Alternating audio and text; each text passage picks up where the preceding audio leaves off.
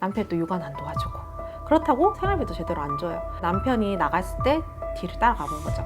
그랬더니 남편이 알고 보니까 100일도 안 됐는데 아이와 아내를 놔두고 외도를 하신 거예요. 네, 안녕하세요. 유아TV 이혼자라는 변호사 이 변호사입니다. 안녕하세요. 황 변호사입니다. 네, 오늘 저희가 준비한 주제는 혼인 초기 여자들이 이혼을 결정하는 이유 탑2를 준비해 봤는데요. 요즘 우리나라 이혼율이 두 커플 중 한 커플은 이혼을 한다고 하잖아요. 통계청 자료를 보니까 2021년도에는 혼인 건수 대비 52% 이혼율을 보였고 2022년도에는 혼인 건수 대비 48% 이혼율을 보여서 정말 두 커플 중 한 커플은 이혼을 하더라고요. 단순 수치로 비교하기 좀 그렇지만 10년 전인 2012년도에 혼인 건수 대비 34% 이혼율을 기록했던 것과 비교해보면 이혼 자체가 정말 많이 는 것 같긴 해요. 그럼 또 궁금한 게 언제들 많이 이혼을 하시는 것 같으세요? 제가 생각했을 때는 좀 단기간에 혼인 파탄에 이르는 경우에는 두 가지로 좀 구분할 수 있는 것 같아요. 하나는 여성분들이 아이를 임신하고 출산하면서 육아휴직을 쓰고 경력을 그대로 유지하는 경우가 있고 아이를 돌보기 위해 이제 퇴사를 하는 경우, 이렇게 두 가지로 나눌 수가 있을 것 같더라고요. 첫 번째 경우는 여성들이 맞벌이를 하기 때문에 경제적인 여유는 충분하신데 오히려 여성분들 같은 경우에는 일도 하고 아이도 돌봐야 되니까 여성분들 입장에서는 나는 일도 하고 애도 본다 이렇게 생각을 하시고, 남편분 입장에서는 나는 한다고 하는데 아내가 트집을 잡는다 이렇게 불만이 생기시는 경우가 있습니다. 육아를 안 도와준다고? 네. 맞아요. 두 번째 경우는 여성분들이 퇴사를 하면서 아이를 돌보시는 경우인데, 이제 아내분들은 아이를 돌보시고 남편분들은 가정 경제를 책임지시는 경우예요. 이 경우에는 아내는 사회생활보다 육아가 더 힘들다고 주장을 하시고 남편분은 육아보다 사회생활이 훨씬 힘들다 이렇게 주장을 하시니까 서로 간의 입장 차이가 심해서 이런 걸로 인해서 갈등이 생기실 수 있습니다. 황 변호사님 진행하셨던 사건 중에 기억에 남는 사건 있으세요? 네, 저희 유아가 아내분을 대리했던 사건인데요. 남편분이 전적으로 경제활동을 하시고 아내분이 전적으로 육아를 하셨던 상황이에요. 남편분께서 크게 자영업을 하고 계셔서 굉장히 경제적으로 자신이 있으셨던 거죠. 그래서 경제력을 앞세워서 아내분을 무시하고 육아를 굉장히 등한시하고 그랬던 경우입니다. 그리고 아내분이 이제 돈 쓰는 거에 하나하나 이제 시비를 걸면서 어디서 사면 더 싼데 네가 뭐 잘 몰라서 낭비를 했다, 이렇게 몰아세우시고 그런 사건이 있었습니다.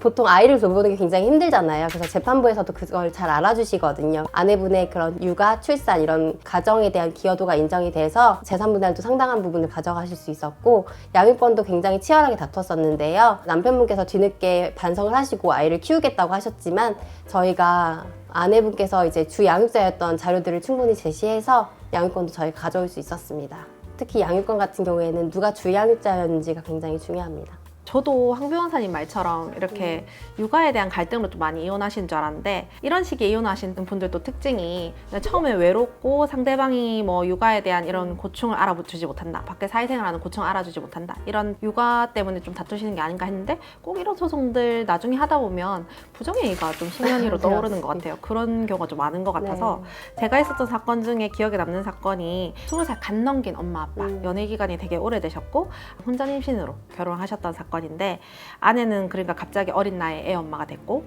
남편은 갑자기 혼자서 맞벌이를 하다가 이제 외벌이로 이제 부양 가족이 생기게 된 거죠. 근데 애들이, 변호사님도 아시겠지만 애들이 신생아 때 정말 안 자잖아요. 그러니까 엄마는 그때 너무 힘든 거죠. 남편이 또 육아는 안 도와주고, 그렇다고 생활비도 제대로 안 줘요. 남편이 나갔을 때 뒤를 따라가 본 거죠. 그랬더니 남편이 알고 보니까 100일도 안 됐는데 아이와 아내를 놔두고 외도를 하신 거예요. 정말 좀 안타까웠던 사건이에요. 사실 아기가 100일도 안 됐는데 양가 부모님 뭐 사랑 듬뿍 받으면서 이제 행복만 해야 되는 시기인데, 아내분은 또 산후조리도 못 하시고 저희 법원에 계속 들락날락거리시고 이런 사건이 있었어요. 결국 그 사건은 남편은 3천만 원 아내분한테 지급하라고 나왔고, 상간녀는 그중에서 2천만 원 연대해서 지급하라, 이렇게 결정이 났었거든요. 근데 그때 남편이 하던 변명이, 그러니까 아내가 임신하고 예민해져 있어서 자기를 힘들게 했고, 그리고 그때 같은 직장에 있던 상간녀가 자기를 위로해줬다, 이렇게 얘기를 하면서 그때 이제 사랑이 싹 떴다, 우리는 이미 안 될 사이였다, 뭐 이렇게 얘기를 하면서 또 아내한테 상처 주는 말을 막 하시는 거예요. 그래서 저 그 사건 되게 좀 기억에 남아요. 부정행위 원인으로 할 때 좀 대다수가 좀 연애 기간이 길었다라고 해야 되나? 결혼은 너랑 해줄게. 약간 이런 느낌이잖아요. 결혼은 너랑 해줄게. 근데 이제 결혼했으니 우리는 할 거 다 한 거 아니냐? 약간 책임과 의무감에 결혼한 것처럼 마치 이렇게 얘기를 한단 말이에요. 남자들이 특히. 여자분들도 마찬가지긴 해요.